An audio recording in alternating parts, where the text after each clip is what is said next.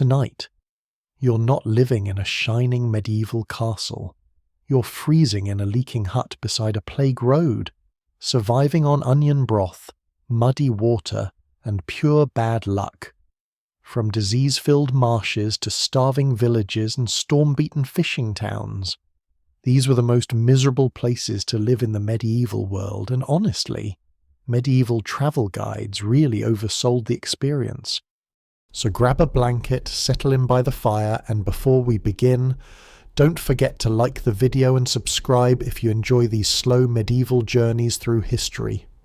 Now, let's step into the cold, smoky, bell-ringing darkness of the Middle Ages together. Hey guys, tonight you find yourself standing beneath a pale winter sky at the edge of a frozen medieval borderland, where the wind whistles through crooked fence posts and carries the smell of damp wool, wood smoke, and horses that have worked far harder than they ever agreed to. Frost clings to your boots in stiff white ridges. Somewhere ahead, beyond a field of muddy ruts hardened by ice, a cluster of low timber houses crouches beneath drifting smoke like nervous animals trying to survive another season. Bells ring faintly in the distance from a monastery you cannot yet see, slow and hollow across the cold air. A cartwheel nearby groans like an old monk rising from prayer, and you pull your cloak tighter while wondering how medieval travel brochures somehow managed to describe places like this as ruggedly charming. The mud alone could swallow a lesser pilgrim by breakfast. Truthfully, you probably would not last a week out here. Your hands already ache from the cold, and you have not even tried sleeping on damp straw beside 3 strangers and a goat yet. So, before you get comfortable, take a moment to like the video and subscribe, but only if you genuinely enjoy what I do here. And while you settle in tonight, feel free to comment your location and local time as well. Now, dim the lights, maybe turn on a fan for that soft background hum, and let's ease into tonight's journey together. The road into the border hamlet bends beside a frozen ditch where reeds poke through the ice like brittle fingers. Snow from earlier in the week has turned grey beneath wagon traffic, and every few steps your boots crack through thin crusts of frost into cold mud beneath. A dog appears from nowhere and begins following you at a careful distance. It is thin, muddy, and suspicious, which means it already qualifies as a local.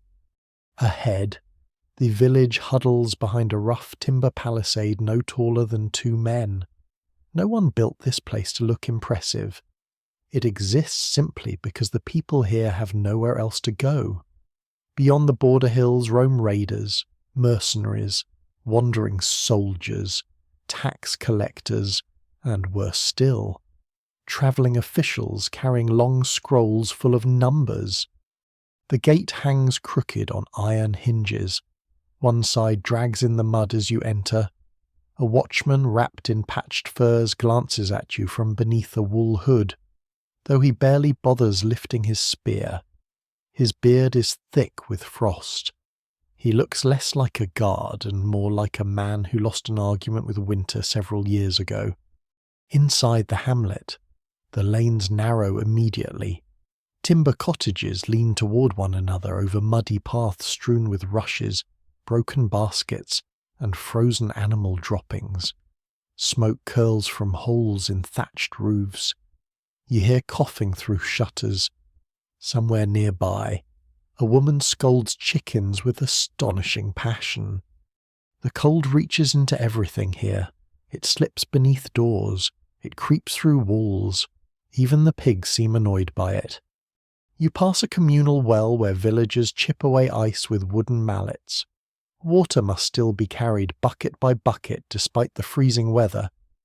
One old man mutters that spirits sleep beneath frozen wells during winter, and waking them too roughly brings sickness in spring. No one can quite agree whether he truly believes this or simply dislikes noisy children near the water. A boy carrying firewood nearly collides with you before darting away again, boots splashing through slush. He wears mittens stitched from rabbit fur and keeps glancing toward the hills beyond the village. Everyone here watches the hills. It becomes a habit after enough bad winters and unexpected visitors. At the centre of the hamlet stands a squat alehouse with smoke-black beams and a crooked painted sign showing a faded red stag.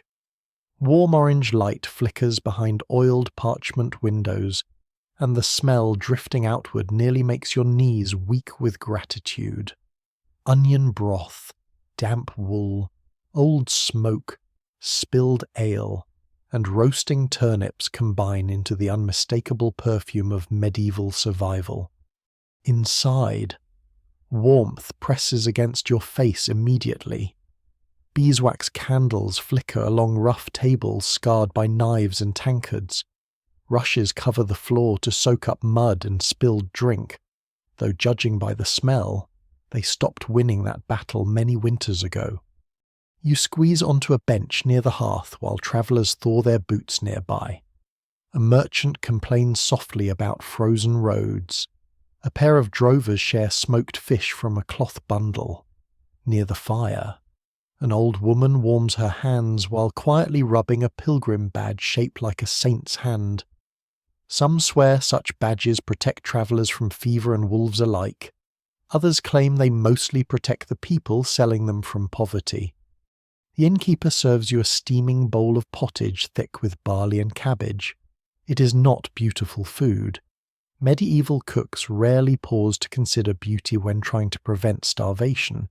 Still, the warmth settles pleasantly into your stomach while snow taps softly against the shutters outside. A man beside you mutters that the border lord increased tolls again before winter. Nobody sounds surprised. The villagers speak of taxes the same way sailors speak of storms inevitable, miserable, and usually arriving at the worst possible moment. At the far end of the room hangs a bundle of dried herbs tied beside an iron horseshoe above the door. The innkeeper notices your glance and explains that iron keeps wandering spirits from entering during long winter nights. Even now, it is hard to tell whether people truly fear spirits or merely fear having no explanation for the strange sounds old houses make after midnight. The dog from outside eventually wanders in and collapses beside the hearth with a dramatic sigh, as though it personally carried the burden of civilization across the frozen north. Hours pass slowly in the firelight. That is the rhythm of places like this. No one rushes unless something is burning or attacking the livestock. Eventually you climb the narrow ladder toward the sleeping loft above the alehouse. The ceiling beams are low enough to threaten your forehead at every turn. Straw pallets line the floor side by side beneath wool blankets that smell faintly of smoke and sheep oil. Through gaps in the timber walls, thin ribbons of wind still creep inside. A traveller nearby hangs garlic from a bedpost before sleeping. Another places a small knife beneath his pillow to ward off nightmares. Medieval people collect protective habits the way modern people collect passwords constantly, and with very little confidence that any of them truly work. You settle onto the rough pallet while the building creaks softly around you. Beneath the floorboards, distant voices murmur near the dying hearth. Outside, the monastery bells ring again somewhere across the frozen dark. The sound drifts over the hamlet slowly, carrying through smoke and frost and moonlit snowfields beyond the walls.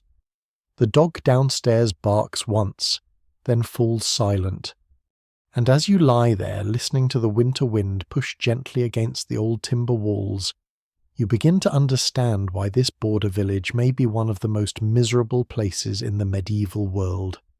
Not because of war alone, not because of hunger alone, but because every single dawn here begins with the same quiet question: will this place survive another winter?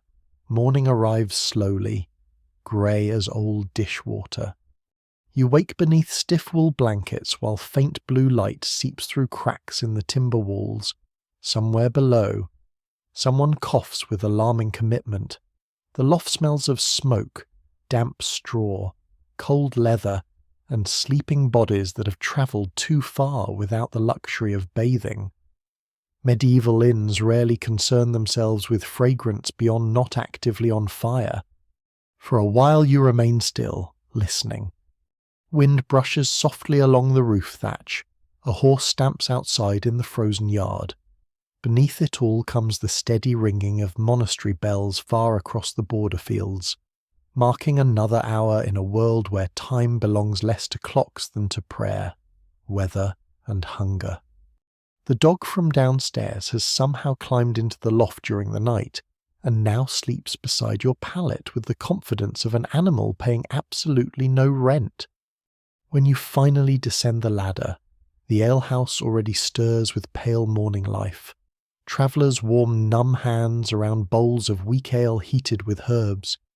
A serving girl scatters fresh rushes over yesterday's muddy floor, while muttering about merchants who wipe their boots nowhere except directly into her future misery. The innkeeper tears coarse bread into chunks beside the hearth. Breakfast arrives in the form of oat pottage with onions and a scrap of smoked eel. Nobody complains.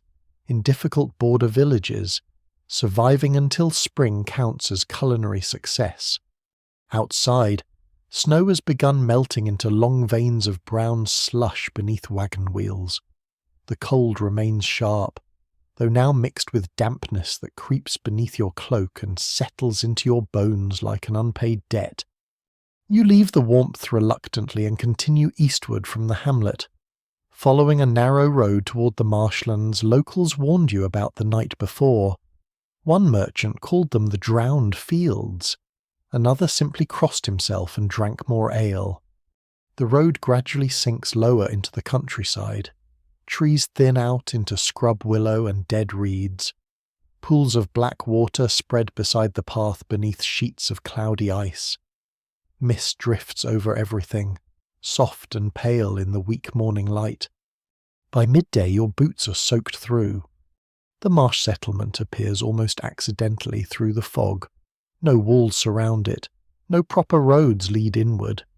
Houses stand on uneven timber stilts above mud and shallow water, connected by narrow plank walkways slick with frost.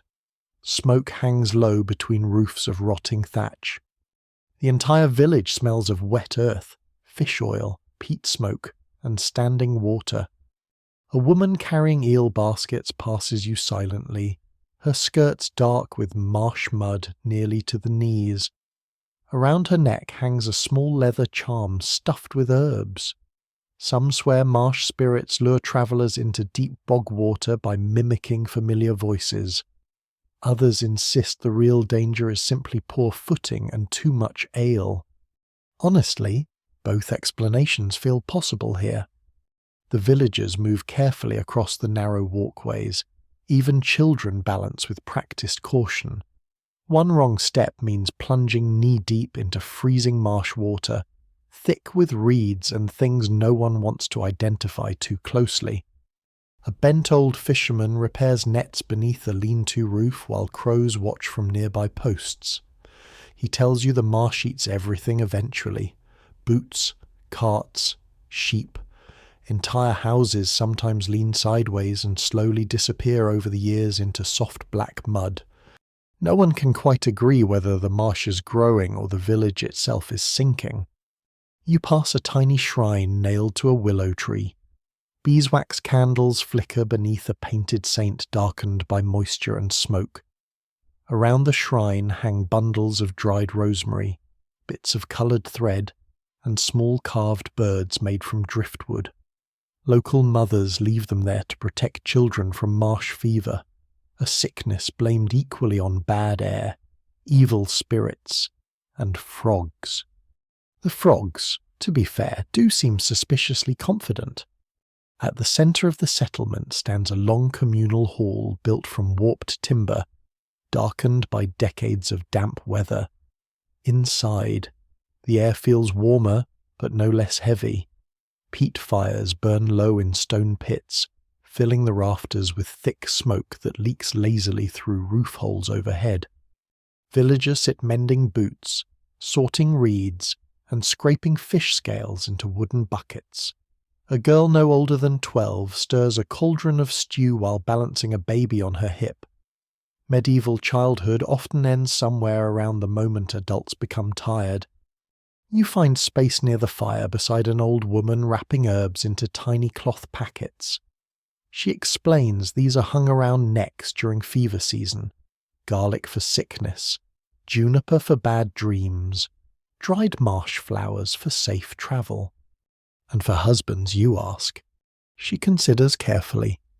Stronger ale, she says. The villagers laugh quietly into their bowls.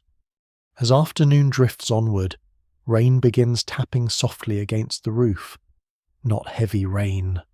Just the endless cold drizzle that makes every surface slick and every cloak smell faintly tragic. You help repair a loose walkway plank outside while listening to the sounds of the settlement. Water dripping from eaves, wind moving through reeds, distant geese crying overhead. Somewhere beneath the planks comes the soft bubbling sound of marsh water shifting below. A young man warns you never to travel these wetlands after dark. Lantern lights appear over the bog sometimes, pale and wandering. Some claim they are spirits of drowned travellers. Others say they are marsh gases catching flame. Those who tell the tale never fully agree. Still, everyone avoids them. By evening the mist thickens until nearby houses fade into pale shadows. Lamps glow behind shutters like floating embers in the fog. The entire settlement seems suspended between water and sky. Supper is served from a single iron cauldron eel stew thickened with barley and leeks. Wooden trenchers pass from hand to hand. A toothless grandfather tells stories beside the fire about winters when wolves crossed the frozen marsh ice to steal livestock from the pens. At some point, the dog from the border village reappears beneath your bench. No one questions this anymore. You warm your hands near the peat fire while exhaustion settles gently into your shoulders. Around you, villagers prepare for another wet night in one of the most miserable corners of the medieval world. Children sleep beside walls wrapped in wool blankets. Nets hang drying from beams overhead. Water drips steadily somewhere in the darkness. The marsh never truly dries. Before sleeping, several villagers scatter salt near the doorway. It is said to keep wandering souls from entering with the fog. Even now, it is hard to tell whether these customs come from faith, fear, or simply generations of people trying desperately to feel less helpless against cold and sickness. You lie down near the fire listening to rain tap softly against the roof while fog presses close outside the hall. The marsh breathes around the village all night long, slow, wet, patient, as though waiting quietly for the whole settlement to sink beneath it one day without a sound. By dawn the rain has faded, though the marsh still clings to you. Your boots squelch faintly with each step as you leave the settlement behind beneath a pale silver sky. Mist trails low across the reeds, and the villagers watch your departure from narrow walkways with the calm expression of people who have already accepted that comfort belongs mostly to other places. The dog follows again, naturally. At this point you suspect it may simply appear wherever food and poor decisions overlap. The road rises slowly from the wetlands toward firmer ground. Waterlogged earth gives way to frozen ruts lined with thorn bushes and stunted trees bent sideways by years of wind. Ahead, looming through drifting cloud, stands the dark shape of a castle. Not the shining sort sung about by travelling minstrels. This fortress crouches atop a rocky hill like something built specifically to disappoint optimism. Thick stone walls rise above a broad outer ditch clogged with half-frozen sludge, refuse, broken carts, and water the colour of old iron. Ravens perch along the battlements while smoke spills from narrow chimneys overhead. You smell the place before reaching it. Wood smoke, horse dung, wet leather, rotting straw, cook fires, unwashed soldiers, and beneath it all, the sharp, unpleasant odour drifting upward from the castle ditch itself. A pair of guards wrapped in fur-lined cloaks stand watch beside the outer gatehouse. Their spears lean lazily against the wall while they warm hands over a brazier filled with glowing coals. One eyes your muddy cloak and sighs. Another traveller. Not exactly a warm welcome, though to be fair, medieval hospitality often begins several steps below modern standards. You pass beneath the gate tunnel into the outer settlement clustered around the fortress walls.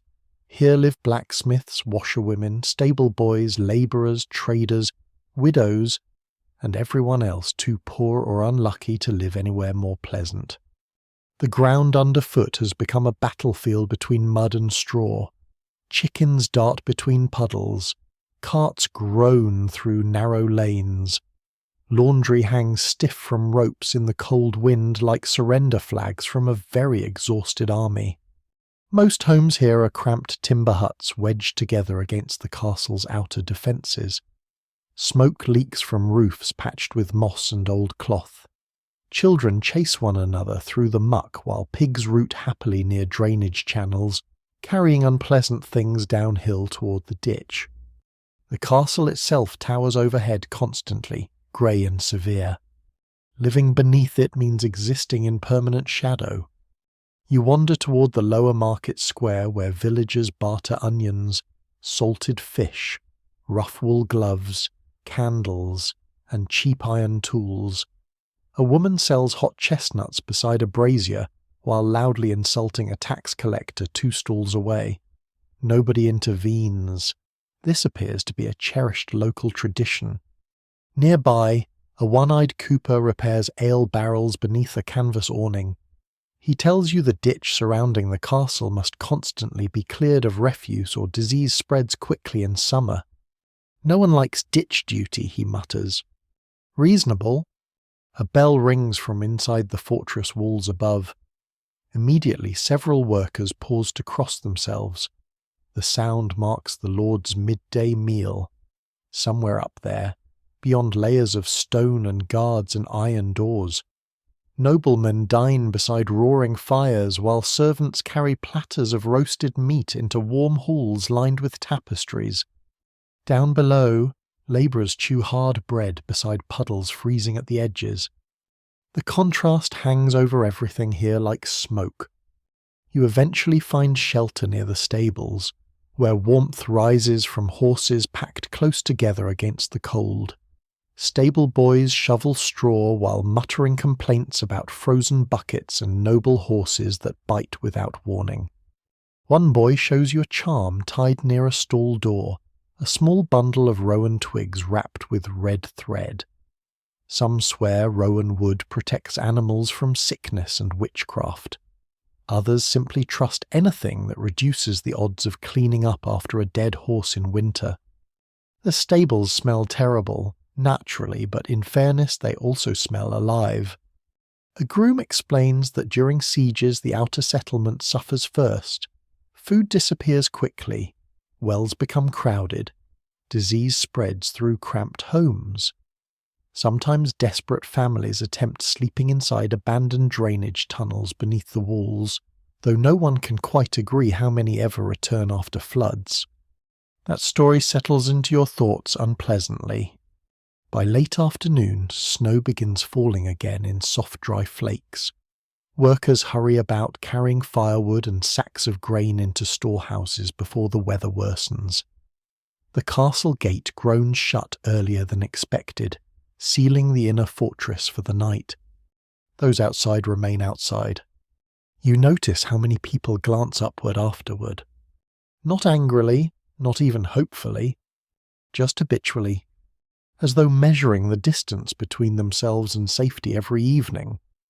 Near the ditch, an old woman scatters stale bread into the dark water while whispering prayers for her dead husband. Some swear the castle moat carries messages to souls trapped beneath the earth. Others say grief simply needs somewhere to go.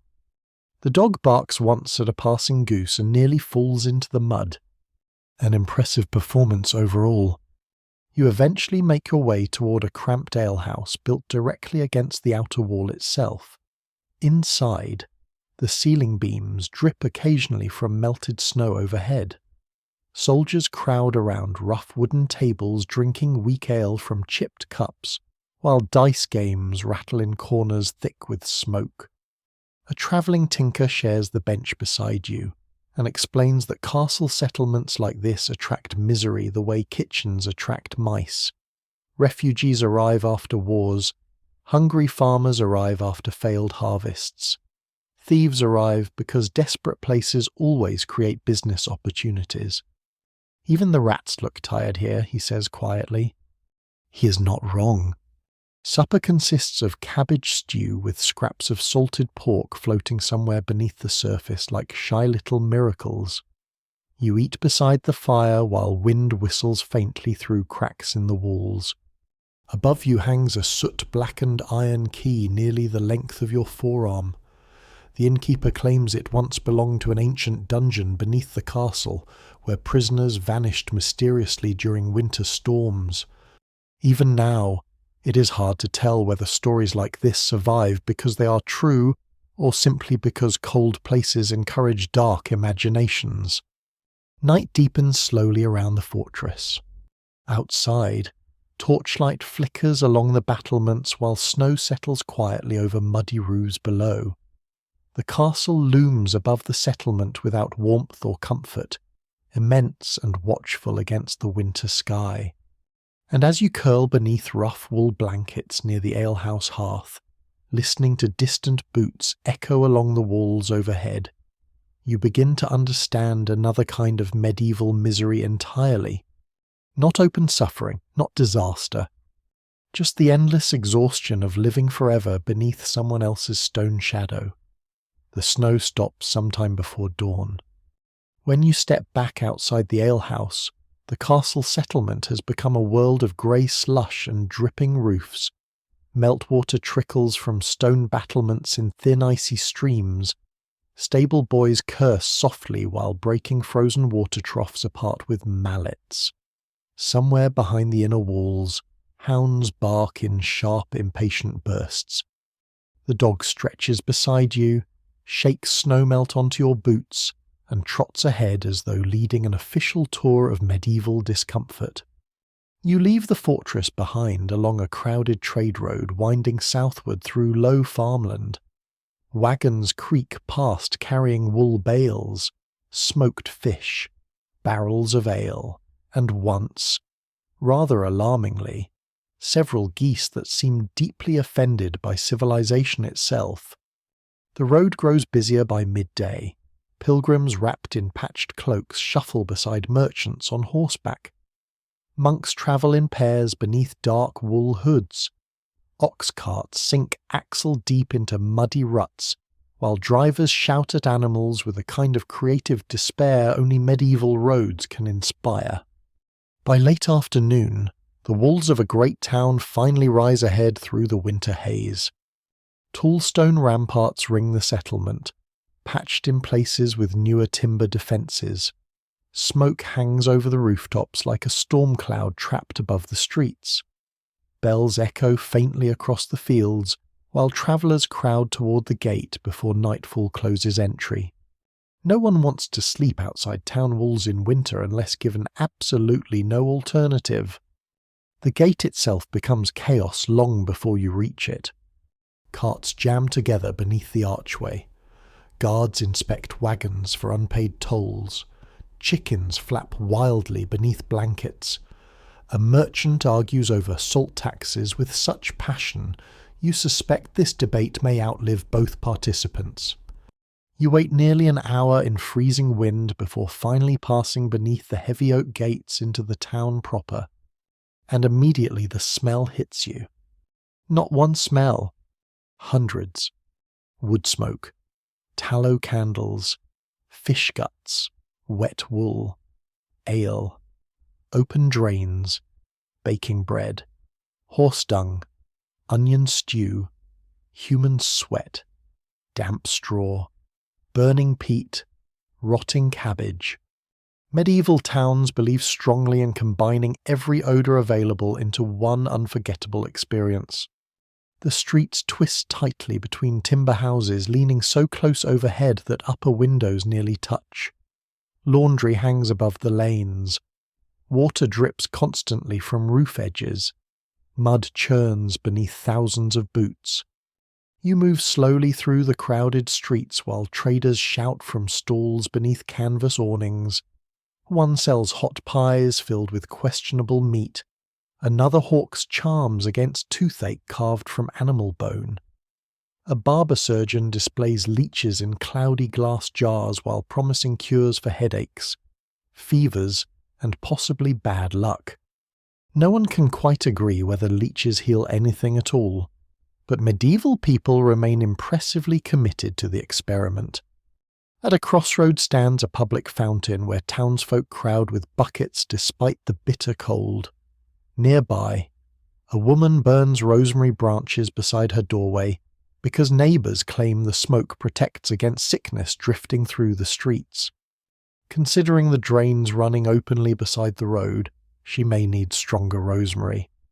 The dog disappears briefly into the crowd and returns carrying an entire sausage somehow larger than its own head. Honestly, you decide not to ask. You pass beneath hanging shop signs painted with boots, candles, tankards, keys, loaves of bread, and saints' symbols for those unable to read. Apprentices hurry between workshops carrying armfuls of leather or bundles of firewood. Above them loom narrow houses with crooked beams blackened by centuries of smoke. At the market square, life presses together in loud, restless waves. Fishmongers chop river trout across wet boards. Bakers stack coarse brown loaves beside honey cakes meant for wealthier buyers. A fur merchant displays fox pelts beneath striped cloth, while nearby a travelling preacher warns loudly that winter comets signal divine punishment. Some swear they truly do.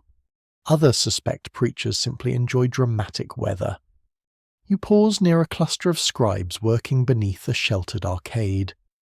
Their fingers are stained dark with ink despite the cold.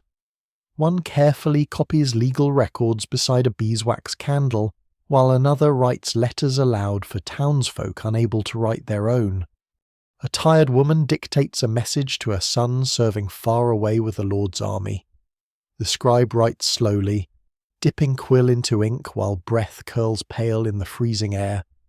The moment feels strangely quiet amid the crowd. Human. For all its filth and misery, the town breathes with constant life. Toward evening, fog drifts inward from the river beyond the walls. Lanterns begin glowing along the streets one by one. You follow the smell of stew toward a crowded lodging house near the cloth market. Inside, warmth rolls over you immediately. The common room bursts with noise. Merchants gamble beside the hearth. Sailors argue over river tolls.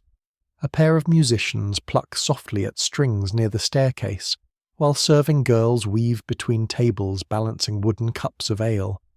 Rushes blanket the floor thickly enough to hide at least several generations of spilled drink beneath. You find space beside the fire while supper arrives, beef broth stretched thin with turnips, onions, and stale bread softened into the liquid, a luxury by some standards, a warning sign by others.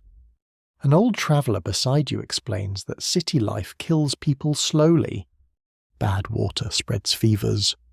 Crowded rooms spread coughing sickness. Fires spread through timber districts so quickly entire streets vanish overnight. And during harsh winters, poor families freeze inside homes only steps away from wealthy merchants feasting behind shuttered windows. The town never fully sleeps either. Even now, through the walls, you hear wagon wheels rattling over cobbles, bells ringing somewhere across the river, distant shouting, dogs barking, hammering from a smithy still working after dark. A woman nearby hangs dried lavender above the hearth to sweeten the air and ward off nightmares. Another guest places a small iron nail beneath his pillow before bed because his grandmother swore wandering spirits' fear forged metal. Those who tell the tale never fully agree why. You climb eventually toward the upper sleeping room where strangers already lie shoulder to shoulder beneath wool blankets. Privacy in medieval towns exists mostly as a rumor. Outside the shutters, fog thickens through the narrow lanes while candlelight flickers against wet stone and timber. The dog curls beside the hearth below, and as you drift towards sleep, listening to the restless murmur of thousands living packed together behind cold walls and muddy streets, you begin to understand why crowded medieval towns could feel more exhausting than lonely roads. There is nowhere to breathe here. Nowhere truly quiet.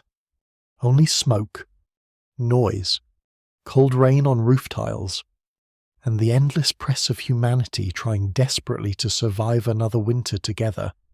The town bells wake you before sunrise. Not one bell, but many. Deep abbey bells rolling across the rooftops, sharp chapel bells clattering from narrow towers, a cracked bell somewhere near the fish market ringing half a heartbeat behind the others, like an old man struggling to keep pace. The sound flows through the sleeping room while grey dawn presses weakly against the shutters. Beside you, merchants snore beneath wool blankets. Someone mutters in a dream. Downstairs, the innkeeper's already begun shouting at apprentices to fetch water before the pumps freeze again. You dress stiffly in the cold and descend into the common room where the hearth still glows faintly beneath fresh logs. Breakfast arrives quickly, dark bread, hard cheese, and watered ale warmed with cloves. Medieval mornings rarely aim for excitement. Their primary goal is simply convincing people to continue existing. Outside, the town steams gently beneath melting frost. Smoke rises from hundreds of chimneys into a pale white sky. Market wagons rattle through muddy streets, while travellers hurry toward the southern gate before mountain weather worsens. You follow them. The road leaving town climbs steadily into harsher country. Trees grow sparse along rocky hillsides brushed with old snow. Wind sweeps across the slopes carrying the smell of pine resin and distant ice. By midday your fingers ache despite wool gloves. A caravan of mule drivers passes heading downhill, bells jingling softly from the animals' harnesses. Their leader warns you that the mountain pass ahead has become dangerous after recent storms. Snow hides the road, he says, and sometimes the road disappears entirely. Comforting. Still, you continue upward. The lower hills give way to steep winding paths edged with frozen stone. Snow deepens around your boots. Bare branches creak overhead beneath gusts of bitter wind. Here and there stand small roadside shrines built into the rock, each holding tiny saints carved from wood darkened by weather and candle smoke. Travellers leave offerings beside them, crusts of bread, copper coins, bits of ribbon, even old boots once too worn to continue climbing. Some swear the mountain saints guide lost travellers through storms. Others insist the shrines mostly reassure people moments before freezing to death. Both interpretations seem equally medieval. By afternoon, clouds roll heavily across the peaks above. The world narrows into snow, stone, and silence broken only by the crunch of your boots and the occasional distant cry of ravens circling somewhere unseen. You pass a frozen cart half buried beside the road. One wheel remains broken clean through. The horse harness still hangs nearby stiff with ice. No bodies remain, though that somehow makes the scene less comforting rather than more. The dog pauses beside the wreckage briefly, sniffing at the snow before hurrying onward again. Eventually you reach a mountain shelter built against a cliffside overlooking the narrow pass ahead. The structure resembles a squat stone barn with a turf roof nearly hidden beneath snowdrifts. Smoke curls weakly from a chimney pipe while prayer ribbons flutter from poles nearby in the wind. Inside, warmth embraces you like a miracle. The shelter keeper, an enormous woman wrapped in fur-lined wool, ushers travellers toward the hearth without wasting words. Snow melts from cloaks onto the stone floor, while boots crowd beside the fire in steaming rows. The room smells wonderfully a live stew, wet leather, pine smoke, sheep wool, and hot onions simmering in an iron pot. Travellers huddle together against the cold, pilgrims, traders. A pair of monks carrying sealed letters beneath their cloaks. One silent hunter sharpening a knife beside the wall.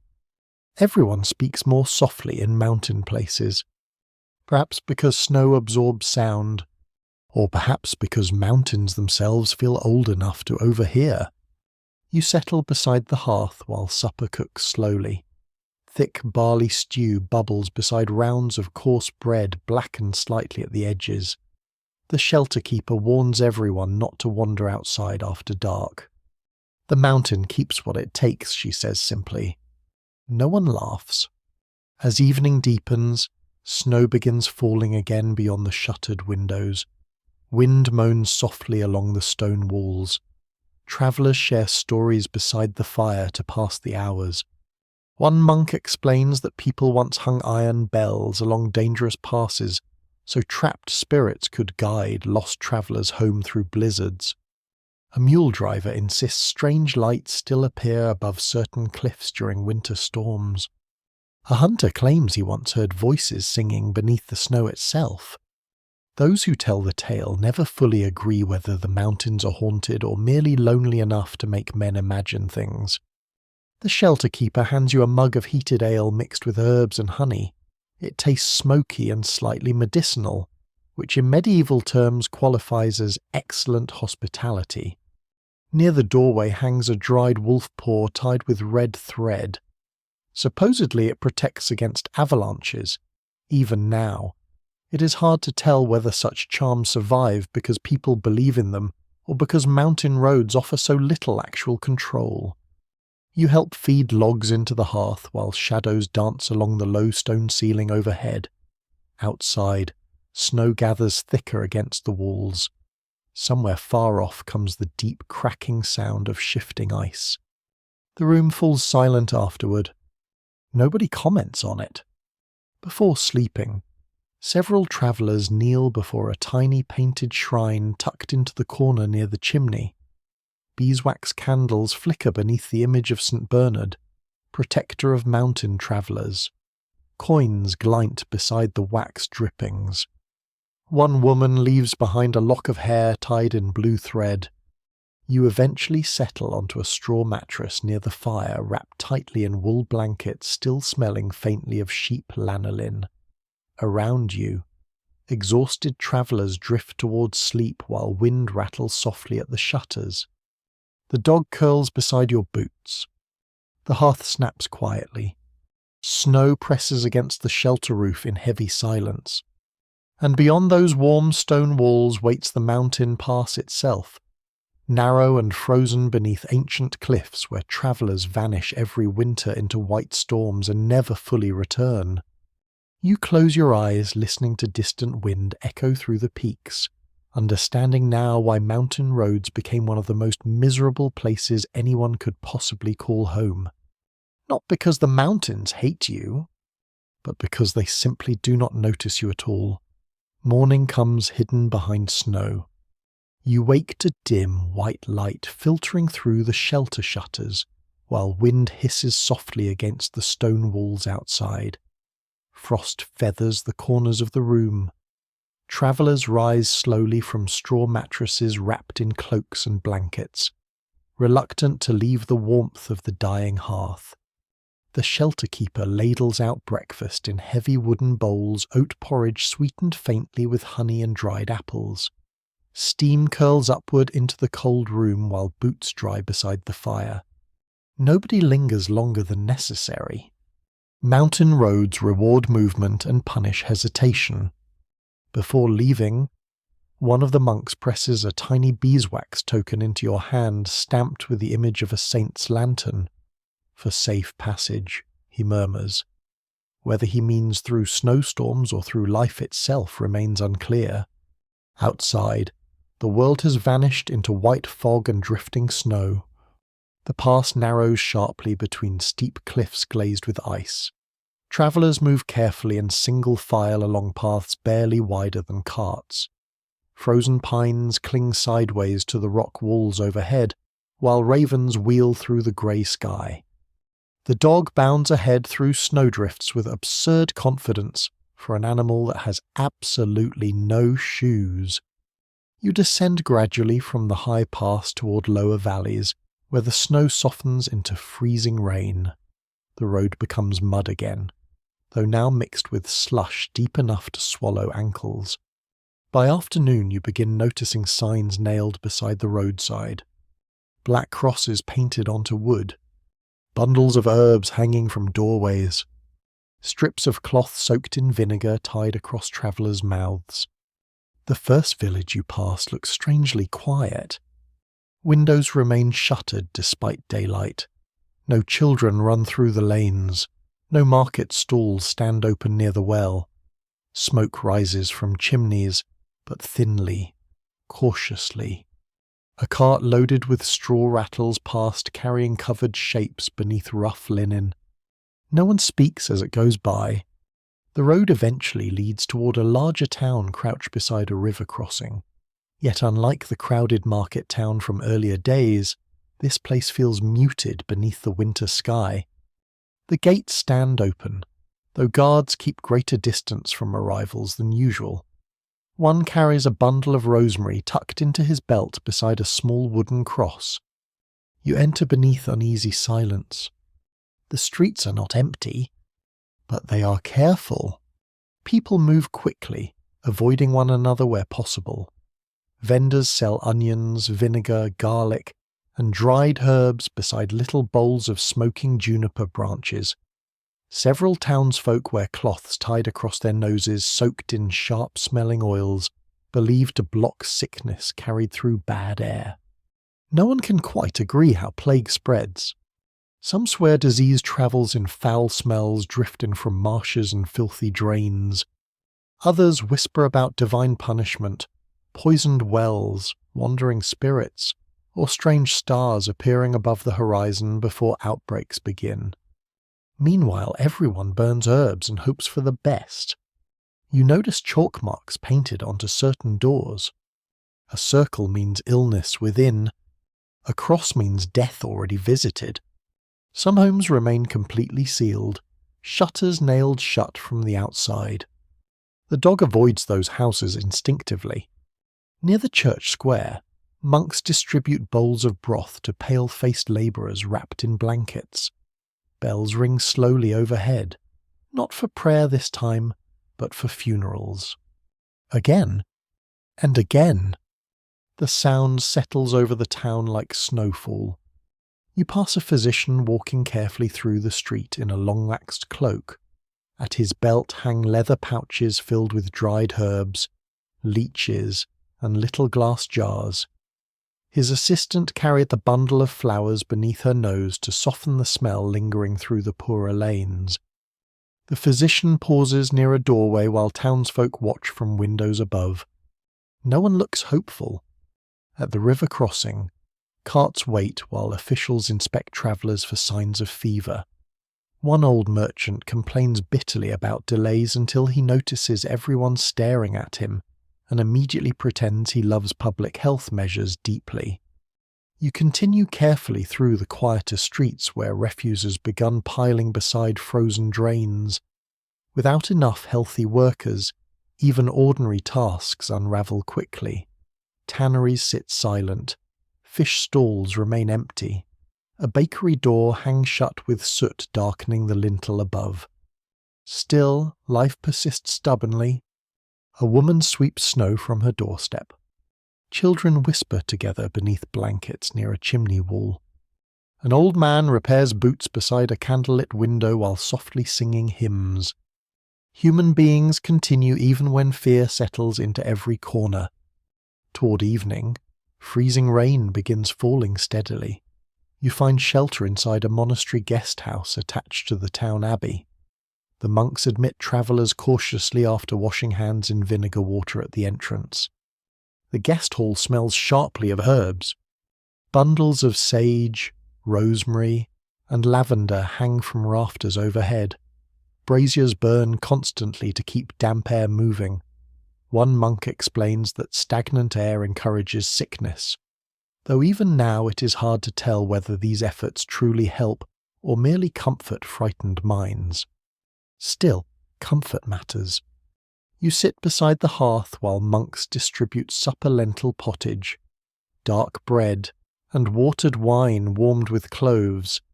A weary novice scrubs wooden bowls with near-religious intensity. At the far table, travellers murmur stories quietly. One claims entire villages vanished during earlier plagues. Another swears bells sometimes ring by themselves before outbreaks begin. A pilgrim woman insists carrying dried orange peels wards off sickness because the scent pleases heaven.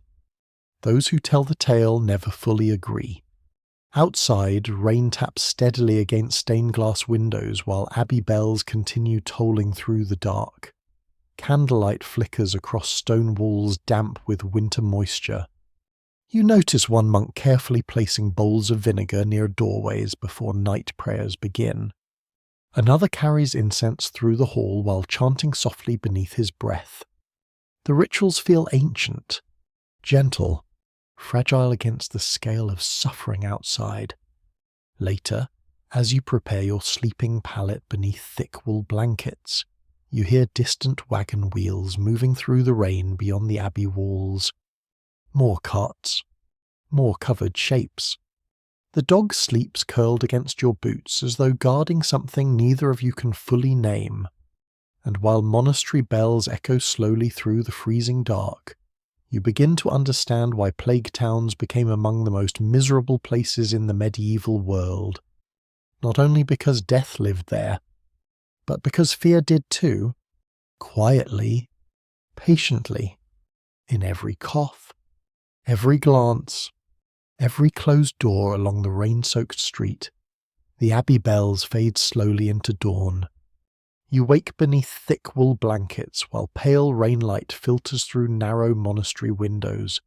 Somewhere nearby, monks chant morning prayers in low, steady voices that rise and fall like breathing itself. The sound feels calming at first. Then you remember the plague carts, the chalk-marked doors, the silence in the streets, and suddenly the chanting seems less comforting than determined. A novice brings breakfast, quietly rye bread, weak ale, and a bowl of onion broth steaming gently in the cold hall. He avoids standing too close while speaking, though his politeness never falters. Fear changes people in careful ways. Even kindness learns distance. Outside the abbey gate, freezing drizzle still coats the town in grey mist. Travellers hurry along the roads with scarves tied high across their faces. Smoke from burning rosemary drifts through the streets sharp enough to sting your eyes. You decide not to remain longer than necessary. The southern road follows the river through flatter country, where winter fields stretch pale and empty beneath low clouds. Crows gather in bare trees along the roadside. The earth here carries a crust of salt left behind from old floodwaters, and by midday the wind itself begins tasting faintly bitter. Ahead, white steam rises into the sky. At first you mistake it for fog. Then the smell reaches you. Sharp, mineral-heavy, like wet stone boiling over a fire. The saltworks village sprawls beside wide evaporation pans carved into the earth. Fires burn constantly beneath iron cauldrons large enough to bathe horses in. Workers move through drifting steam carrying wooden buckets suspended from shoulder poles, while white salt crusts glitter along the muddy ground. It is strangely beautiful from a distance. From closer up, it looks exhausting beyond words. Every surface seems coated in damp salt residue. Roof beams whiten at the edges. boots crunch over mineral crusts beneath slush and ash. The air itself dries your throat after only a few breaths. A labourer trudges past carrying brine buckets with cloth wrapped around cracked, bleeding hands. Salt eats through skin eventually. Everyone here bears the marks of it. The village exists entirely for work. Not comfort, not trade, certainly not charm. Rows of low worker huts cluster beside the boiling sheds, where steam clouds billow endlessly into the cold sky. The fires beneath the pans never fully die. Men and women labour in shifts through day and night, feeding wood beneath iron vats, while brine bubbles and thickens slowly into precious crystals. You pass a group of children scraping salt deposits from wooden trays into sacks nearly their own size. One pauses to stare at you with pale, irritated eyes reddened from smoke exposure. Medieval childhood continues delivering terrible employment opportunities. Near the central pans, workers rake steaming salt into drying mounds while overseers tally production marks on wax tablets. The fires roar constantly beneath the cauldrons. Heat blasts your face from one direction while freezing wind bites from the other. No one seems entirely warm here, or entirely dry. The dog sneezes violently after sniffing a pile of salt and spends several minutes looking personally betrayed by chemistry. You wander toward the workers' shelters where women mend gloves and wrap hands with goose fat before labour shifts. A grandmother shows you strips of linen soaked in vinegar and herbs used to treat salt burns. Does it help, you ask? She shrugs. It hurts differently afterward. Fair enough. Inside one long boiling shed, steam hangs so thick beneath the rafters that workers appear like ghosts moving through cloud. Water bubbles furiously in black iron pans while labourers stir the brine with poles taller than themselves. The noise never stops. Boiling, crackling fires, coughing, splashing buckets, the constant scrape of salt against wood. A worker explains that many labourers lose teeth early here from poor diet and harsh air. Others develop coughs that linger for years. During summer, heat inside the sheds becomes nearly unbearable. During winter, workers move between fire and freezing wind until joints ache constantly. Still, people continue arriving for wages. Miserable wages, but wages nonetheless. Outside, narrow drainage channels carry leftover brine into frozen ditches where nothing grows anymore. Even the nearby grass looks weary. At the village chapel, small heaps of salt sit beside saints' statues as offerings for protection. Some swear blessed salt wards off evil spirits and sickness alike. Others claim throwing salt into hearth fires keeps demons from travelling down chimneys during storms. No one can quite agree whether salt protects people spiritually.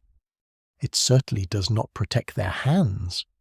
Toward evening, the sky darkens into heavy blue-grey clouds while workers change shifts beside the boiling sheds. Bells ring softly from the chapel tower. Steam rolls upward against the fading light like smoke from a battlefield. You eventually find shelter inside a crowded workers' hall warmed by a massive hearth built from rough stone blocks whitened by years of salt air. Supper arrives in wooden bowls, thick fish stew, onions, and black bread hard enough to qualify as light masonry. Salted herring hangs drying from ceiling beams overhead. A tired labourer jokes that nobody in the village needs preserving after death because the air already started the process years ago.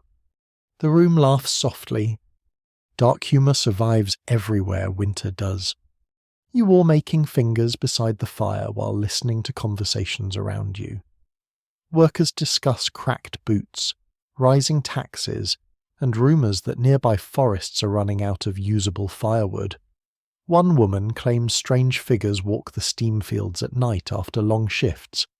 Salt ghosts, someone mutters. Another insists exhaustion simply makes people see things. Those who tell the tale never fully agree. Later, you step briefly outside before sleep. Night has settled over the salt works. Fires glow red beneath the boiling sheds. Steam drifts silver beneath moonlight. Workers continue moving slowly through the mist, carrying buckets and rakes in endless repetition. The entire village breathes heat and exhaustion into the freezing dark. The dog waits beside you silently, and while distant chapel bells echo across the bitter wind, you begin understanding why salt villages became among the most miserable places to live in the medieval world. Not because people suffered dramatically, but because they suffered steadily, hour after hour, season after season, until exhaustion itself became part of the landscape. You leave the saltworks beneath a sky the colour of cold iron. Steam still rises behind the village as dawn spreads weakly across the fields. Workers already move between the boiling sheds, carrying buckets through mud whitened with frost and salt. The fires never truly sleep there. They simply wait for the next pair of aching hands. The dog trots beside you with renewed enthusiasm now that the air no longer tastes aggressively mineral.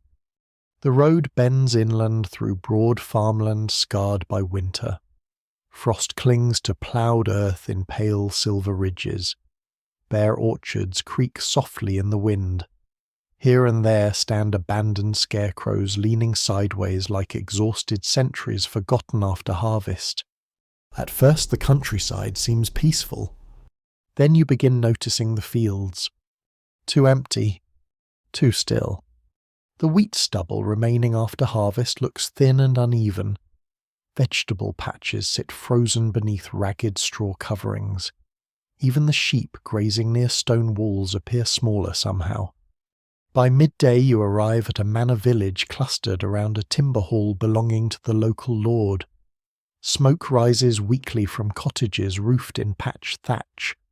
The entire settlement feels quieter than it should. Hungry places often do. Children no longer waste energy shouting. Dogs bark less. Even conversations seem shortened. You pass villagers repairing fences with wood scavenged from older collapsed buildings. Near the frozen well, two women scrape the inside of grain barrels for leftover flour dust while speaking in hushed voices. A bell rings from the manor hall uphill, summoning tenants to court. Nobody hurries toward it. The manor itself stands behind a low stone wall overlooking the fields below. Compared to castles you have passed, it is modest, a timber great hall, granary sheds, stables, and storehouses gathered around a muddy yard. Still, compared to the villagers' cottages, it may as well be a palace. You follow the others into the hall where long trestle tables line the smoky chamber beneath soot-black rafters. A fire crackles in the central hearth, while stewards read accounts from wax tablets and parchment rolls. The villagers stand quietly in line awaiting grain measures, tax judgments, or permission to gather firewood from the Lord's forest. Winter turns bureaucracy into a survival skill. An old farmer ahead of you removes his cap while pleading for reduced grain dues after frost destroyed part of his crop. The steward listens with all the warmth of damp firewood. No one can quite agree whether manor stewards are born humourless or simply trained aggressively. Eventually the farmer receives half a sack of barley and instructions to pray for a kinder spring. Useful advice. You wander back into the village while snow begins falling lightly once more. Thin smoke drifts from cottage chimneys carrying the smell of cabbage and peat fires. Inside one cottage, a family shares midday pottage from a single iron pot suspended over the hearth. The room is dim and crowded. Straw covers the floor beneath rough benches and sleeping pallets. A baby sleeps inside a wicker basket beside drying onions hung from ceiling beams. The mother apologizes for the thin stew before serving you. You quickly realize medieval hospitality often means giving away food people genuinely cannot spare. The pottage tastes mostly of turnips. and determination.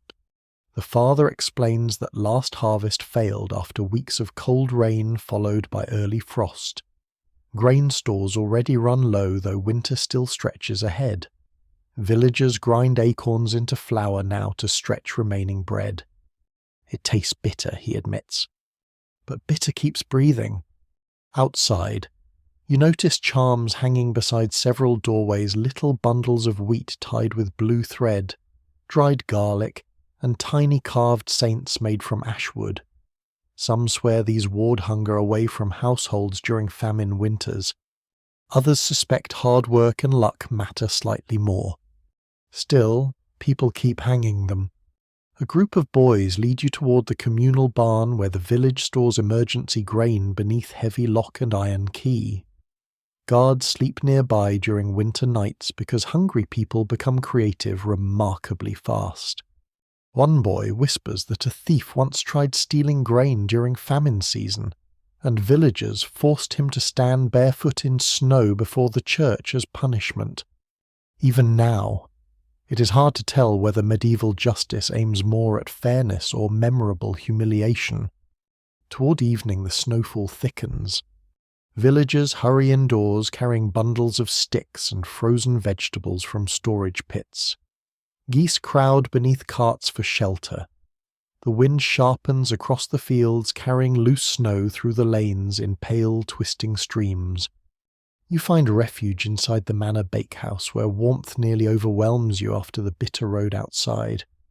Women knead dark rye dough across wooden tables dusted with coarse flour. The ovens glow fiercely red beneath brick arches while loaves bake slowly inside. The smell alone could revive tired souls. One baker quietly slips extra crust to thin children waiting near the doorway. Another mutters prayers beneath her breath while shaping dough crosses atop loaves meant for sick households. Bread becomes sacred very quickly during hard winters. A bent old woman warming herself near the ovens explains an old belief that famine spirits wander the fields after sunset, counting empty grain stores.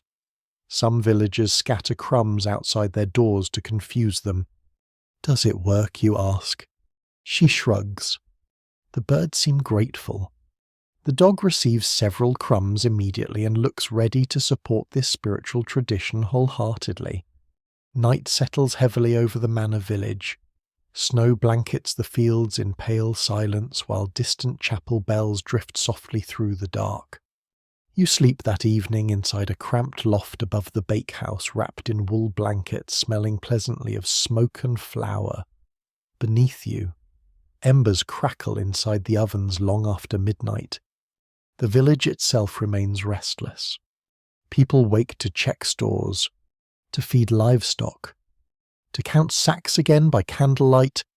Hunger sharpens awareness until sleep itself becomes difficult.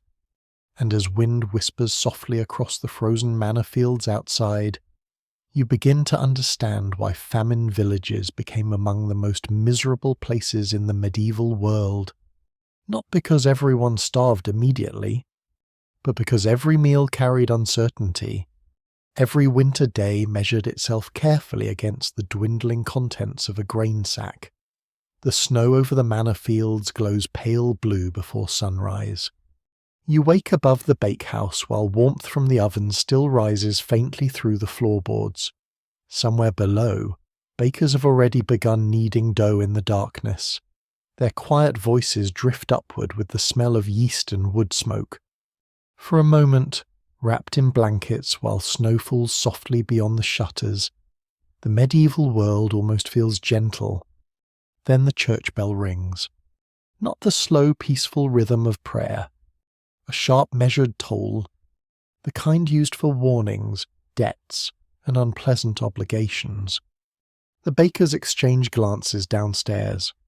One of the prisoners died, someone mutters.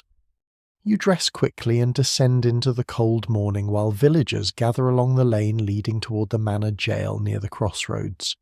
Snow crunches beneath boots, breath curls white through the grey dawn. The prison itself stands apart from the village beside a squat gatehouse built from damp stone darkened by age and soot. Iron bars cross narrow windows no wider than a man's hand. A pair of guards stamp warmth into their boots outside while crows hop along the roofline overhead. The place smells of wet straw, rust, and stale smoke even before you reach it. A cart waits nearby carrying empty barrels. One wheel squeals horribly each time it moves. The dog refuses to go closer than the outer wall. Reasonable instincts at last. Inside the gatehouse courtyard, villagers whisper while a priest speaks quietly with the guards. A body wrapped in rough cloth is carried toward the chapel beyond the road. No ceremony. No dramatic grief. Just tired men doing another difficult task before breakfast. You learn the dead prisoner was a debtor unable to repay grain loans after failed harvests. Medieval prisons rarely hold only violent criminals. They also collect the unlucky, the desperate, and occasionally people who annoyed someone wealthier than themselves. A guard unlocks the inner door with a key long enough to anchor ships. The iron scrapes loudly in the cold air. You step inside.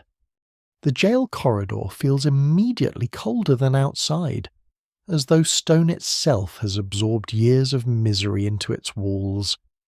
Moisture drips steadily from the ceiling into puddles along the floor. Straw litters the corners mixed with ash and old rushes. Small barred cells line both sides of the passage. Most contain little beyond wooden buckets, mouldy blankets, and pale-faced prisoners huddled against the cold. One man sleeps sitting upright because the floor floods during rainstorms. Another mutters prayers continuously beneath his breath while rubbing a saint's token worn smooth from handling. No one here looks dangerous. Mostly exhausted. A jailer carrying a lantern explains that winter makes imprisonment worse. Damp air settles into lungs. Fires burn poorly underground. Food arrives thin and irregular depending on the Lord's finances and local harvests. Cold kills quicker than chains, he says. The words hang heavily in the corridor. In one cell sits a woman accused of stealing flour from the manor stores. She insists her children had not eaten properly in days. The guards seem almost embarrassed discussing it. Medieval justice often understands suffering while punishing it anyway. Further below the gatehouse, narrow stairs descend into older holding chambers carved partly into the earth itself. The air grows colder there, rich with the smell of mildew and wet stone. Lantern light flickers across ancient walls scratched with names, prayers, tally marks, and crude drawings carved by prisoners over generations. One carving shows a ship sailing beneath stars. Another simply reads, "Still waiting." No one can quite agree how old some of the lower cells truly are. Some swear the oldest tunnels beneath the gatehouse predate the manor entirely. A jailer tells you prisoners once believed rats carried souls between the cells and the outside world. People fed crumbs to them, hoping messages might somehow reach loved ones beyond the walls. Honestly, medieval prisons produce the kind of ideas only deep loneliness can invent.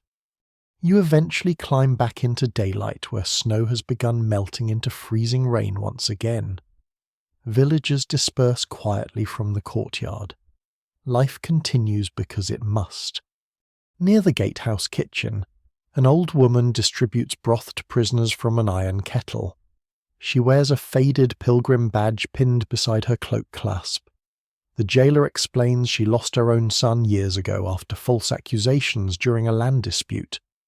Now she feeds prisoners every winter. No speeches. No bitterness. Just soup. The gesture feels strangely powerful in a world so often ruled by coldness. You spend the afternoon sheltering near the prison stables while rain taps steadily against the roofs overhead. Guards play dice beside a brazier, grumbling about damp boots and frozen roads. One explains that executions happen less often during harsh winters because digging graves becomes difficult. A practical detail you sincerely wish you'd never learned. Toward evening, fog creeps across the crossroads outside the gatehouse. Lanterns glow weakly through the mist while chapel bells ring for vespers somewhere beyond the snow-covered fields. You enter the prison chapel briefly before nightfall. It is tiny, stone-walled, barely heated. Wax drips thickly from rows of candles beneath a painted wooden saint darkened by smoke. Prisoners kneel in silence beneath guard supervision, while a weary priest recites prayers beside the altar. One prisoner clutches iron shackles so tightly his knuckles whiten. Another simply stares into the candle flames without blinking. Even now, it is hard to tell whether faith comforts people more in places like this or merely gives suffering a language. Night settles over the jail slowly. Rain rattles softly against the shutters. Somewhere below, chains clink faintly in the dark corridors beneath the gatehouse. Guards rotate watch shifts beside smoky torches while prisoners curl beneath damp blankets on straw pallets. You sleep in a small chamber near the stable loft wrapped tightly against the cold. The dog finally settles near the doorway after much suspicious pacing. And while distant bells echo through rain and fog beyond the prison walls, you begin to understand why medieval jails became among the most miserable places to live. Not because punishment was always cruel, but because hope itself grew thin there, like candlelight struggling against endless damp stone and winter dark. By morning the rain has turned to sea wind. You leave the prison crossroads beneath a low grey sky while damp fog trails across the fields behind you. The road slopes steadily westward through scrubland and frozen pastures, where bent trees lean away from the constant coastal weather. The air changes first. Sharper, saltier, cold enough to sting inside your nose. Then comes the sound, a distant endless roar beneath the wind itself. The sea. You reach the coastline by midday. It appears suddenly beyond a ridge of black stone cliffs, stretching outward beneath clouds the colour of hammered lead. White waves crash violently against jagged rocks below, while gulls wheel overhead crying like argumentative ghosts. The dog stops entirely for a moment, staring at the water with deep personal suspicion. Fair reaction? The fishing village crouches beside a narrow harbour protected by rough timber breakwaters, already splintered from winter storms. Houses huddle close together against the wind, their roofs tied down with ropes and stones to prevent entire sections from disappearing during gales. Everything here bends slightly inland. Chimneys, fence posts, even people. The wind teaches posture eventually. You descend muddy lanes slick with fish scales and seawater, while villagers hurry about wrapped in oilskin cloaks stiffened by salt. Nets hang drying between buildings. Wooden racks hold rows of salted cod swaying gently in the cold air. The smell settles over everything immediately. Fish, tar, smoke, seaweed, wet rope, and the sharp mineral scent of the tide itself. At the harbour, fishing boats rock violently against their moorings while crews unload crates of herring beneath shouting gulls. One fisherman curses so passionately at a tangled net that nearby children pause respectfully to admire the craftsmanship. Medieval coastal villages produce excellent sailors and astonishing vocabulary. A bent woman selling smoked eel near the docks warns you that storms have worsened this winter. 2 boats vanished last month returning from northern waters. No wreckage neither, she mutters while crossing herself. Some swear drowned sailors still light ghost lanterns along the cliffs during storms, trying to lure the living into the sea beside them. Others blame ordinary shipwrecks and frightened imaginations. Those who tell the tale never fully agree. You wander along the harbour wall where boys chip ice from mooring posts with axes. Their fingers are wrapped in cloth strips against the cold. Nearby, coopers repair leaking fish barrels while gulls fight viciously over scraps beside the tide pools. The village chapel overlooks the sea from a rocky rise above the harbour. Small carved ships hang from the rafters inside, left as offerings by sailors praying for safe return. Candles flicker beneath statues of saints darkened by salt air and smoke. One sailor kneels before departure, pressing his forehead against the worn wooden pew. Another refuses entirely to sail on days when gulls gather facing inland. Means bad water, fisherman explains. No one questions him. At the far edge of the village stand the smoke huts where fish are preserved through long winters.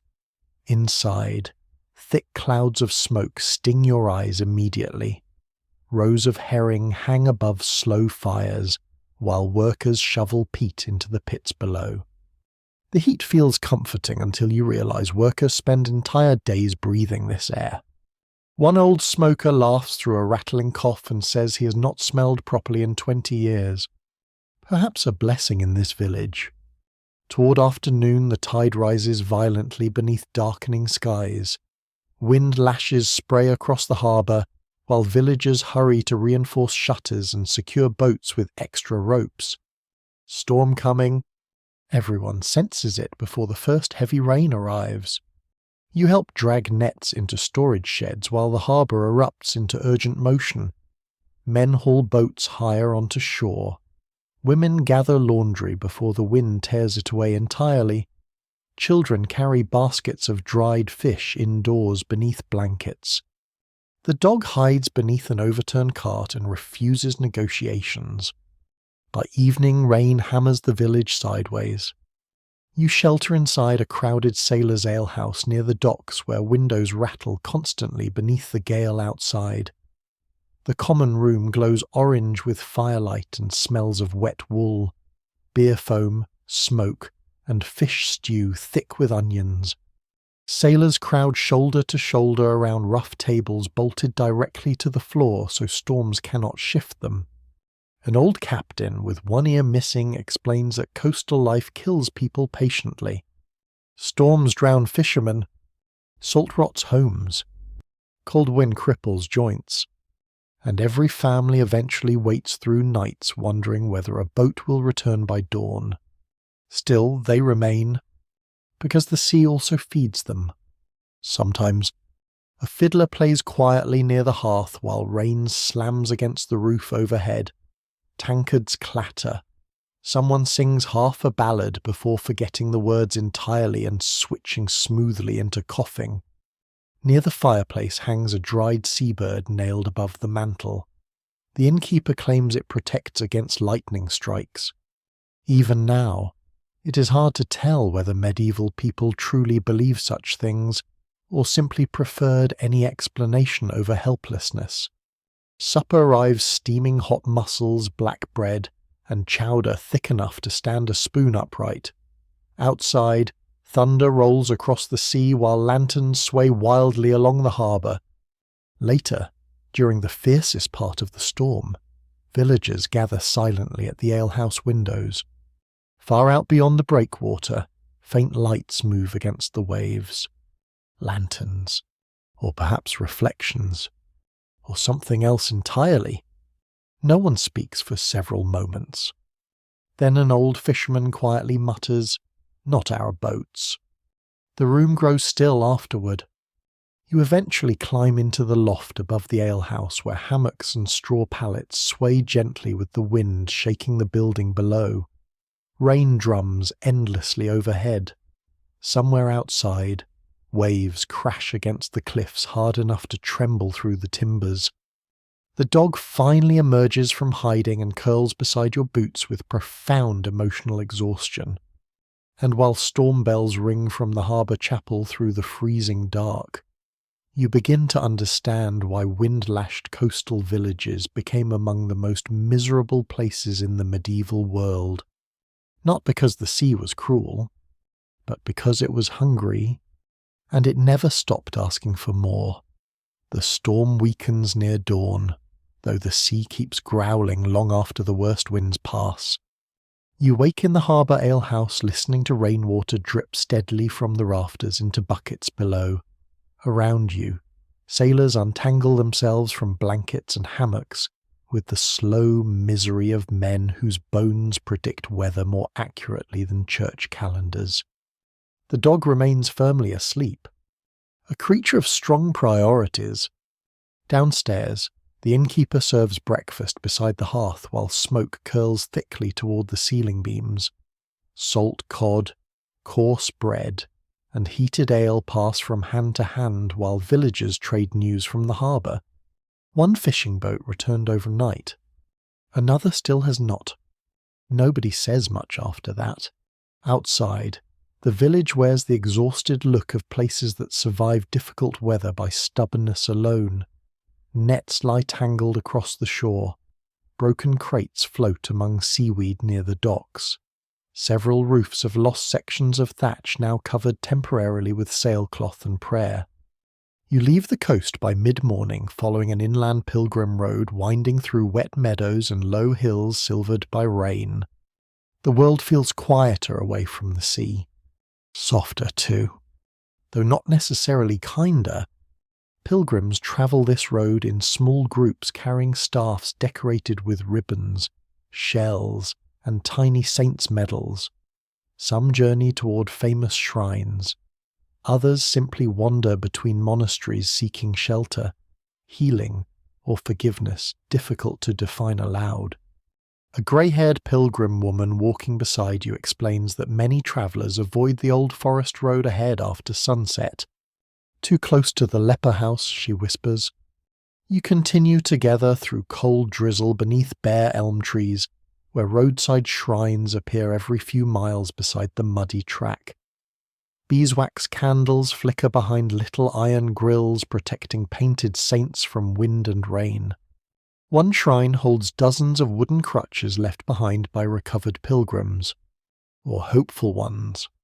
No one can quite agree whether miracles happen more often on pilgrim roads, or whether desperate people simply travel farther searching for them. By afternoon, the rain fades into heavy mist. The road climbs gently toward a lonely stone chapel standing beside a narrow bridge. Beyond it, through drifting fog, you finally see the leper hospital. It sits apart from everything else. Always apart. Low stone buildings surrounded by a wooden fence. A small bell tower rises above the rooftops, though the bell itself remains silent. Thin smoke curls from chimneys into the pale sky. Nearby fields lie mostly empty except for herb gardens protected beneath woven coverings against the frost. The entire place feels careful. Quiet, like a wound wrapped neatly beneath cloth. Travellers on the road instinctively lower their voices while passing. A brother from the hospital meets arrivals at the gate wearing a dark cloak and leather gloves. Around his neck hangs a wooden cross polished smooth with age. He welcomes pilgrims kindly but keeps several careful paces between everyone. Inside the grounds, the air smells strongly of herbs, smoke, damp wool, and vinegar water. Patients move slowly along covered walkways wrapped in blankets against the cold. Some wear cloth coverings across hands or faces. Others carry little wooden clappers used historically to warn travellers of their approach. The sound echoes softly through the mist. Clack, clack, clack. A heartbreaking rhythm. You help carry baskets of firewood toward the kitchens where sisters prepare thick vegetable stew inside enormous iron cauldrons. One elderly nun explains that many patients arrive after families can no longer care for them at home. Not always cruelty, she says quietly. Sometimes simply fear. Fear again. It follows every miserable place like smoke follows fire. The hospital chapel stands at the centre of the compound lit by narrow candles and weak winter sunlight filtering through cloudy glass. Pilgrims kneel beside patients during prayers while monks chant softly from weathered manuscripts stained dark at the edges. A carved saint near the altar has lost most of its painted face over the years. Still people touch its feet gently while passing. Outside the chapel, Rows of herbs grow beneath protective coverings despite the cold season's sage, comfrey, rosemary, feverfew. The hospital relies heavily on remedies made from plants, oils, and careful washing. One monk shows you dried orange peel burned to sweeten sick rooms. Another explains how willow bark tea eases pain. A third quietly admits that many treatments fail completely. At least honesty survives here. You spend the afternoon helping repair storm damage along the outer fence while mist drifts low across the grounds. Patients walk slowly between buildings carrying bowls of broth or bundles of laundry. One old man with clouded eyes tells you he used to fish the northern coast before illness brought him here years ago. "Sea never feared me," he says with a faint smile. "People did." The words linger painfully afterward. Toward evening, bells finally ring from the hospital tower calling everyone towards supper prayers. Their sound is smaller than abbey bells or castle bells, gentler, as though careful not to disturb the world too sharply. Inside the dining hall, long tables fill with bowls of lentils, onions, cabbage, and barley bread. Patients and caretakers eat together beneath smoky rafters, while rain taps lightly against the shutters once more. Near the hearth hangs a tiny charm made from rowan wood and silver thread. A sister explained some patients believe it wards away evil dreams during fever nights. Even now, it is hard to tell whether hope itself becomes stronger or more fragile in places devoted entirely to suffering. Later, after prayers end, you step outside briefly into the cold mist. Lantern light glows softly through hospital windows. Somewhere beyond the fields, a distant dog barks along the pilgrim road. Frost gathers silver along the fence rails. The clapper sounds once again somewhere in the fog. Soft, lonely, human. You return to your sleeping pallet inside the guest shelter, while the dog curls beside the doorway keeping watch over absolutely nothing in particular. And as the hospital bells fade gently into the wet winter darkness, you begin to understand why leper houses became among the most miserable places in the medieval world, not because they lacked kindness, but because they stood at the painful edge of society itself, close enough to hear ordinary life continuing down the road, yet forever separated from it by fear, silence, and mist. The leper hospital disappears behind the mist by morning. You leave quietly after dawn prayers while frost still clings to the herb gardens, and the chapel bell echoes faintly across the empty fields. The brothers and sisters stand near the gate offering blessings to departing pilgrims, their breath curling white in the cold air. The dog pauses once at the roadside and looks back toward the hospital buildings before continuing onward beside you. Ahead, the pilgrim road bends northward into harsher country once more. The land rises gradually through rocky hills patched with scrub pine and black thorn bushes. Streams cut through frozen ground beside the path. Here and there stand abandoned cottages half swallowed by ivy and weather, their roofs collapsed inward beneath years of neglect. Travellers become fewer here, the road narrower. By midday, soot begins appearing along the roadside snow. At first only smudges, then black streaks running through slush-filled wagon ruts. Finally, the smell reaches you. Coal smoke, metal, burned earth. The mining settlement crouches beneath a steep hill scarred by pits and tunnels, like wounds carved directly into the land. Timber scaffolds rise above shaft entrances where pulley wheels creak endlessly in the wind. Thin grey smoke pours from smelting fires near the lower workshops. The village itself seems permanently dusted in soot. Roofs blackened, windows dimmed, snow-stained grey beneath countless boots and cartwheels. Even the sky above the mines looks tired. You descend into the settlement while workers trudge uphill carrying tools over their shoulders. Their faces are streaked dark with coal dust despite the freezing weather. Some cough into cloths as they walk. Others stare ahead, silently conserving strength. Mining villages possess a particular kind of exhaustion. Deep, heavy, bone level. Near the main shaft, boys no older than 12 sort broken stone into piles beneath a canvas shelter. One wipes soot from his nose using a sleeve already entirely blackened, accomplishing absolutely nothing. Medieval industry rarely pauses to consider child labour laws. A foreman shouts instructions above the grinding noise of winches lowering workers underground. Thick ropes creak through wooden pulleys while lanterns sway in the cold wind. You glance toward the shaft opening. Darkness waits below. Not ordinary darkness. The kind that feels old. The kind that swallows sound. One miner notices your expression and laughs dryly. First time seeing the underworld.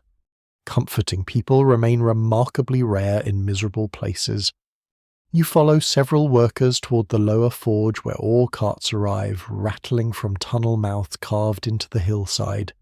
The forge fires roar beneath iron chimneys, while blacksmiths hammer glowing metal into tools beside showers of sparks.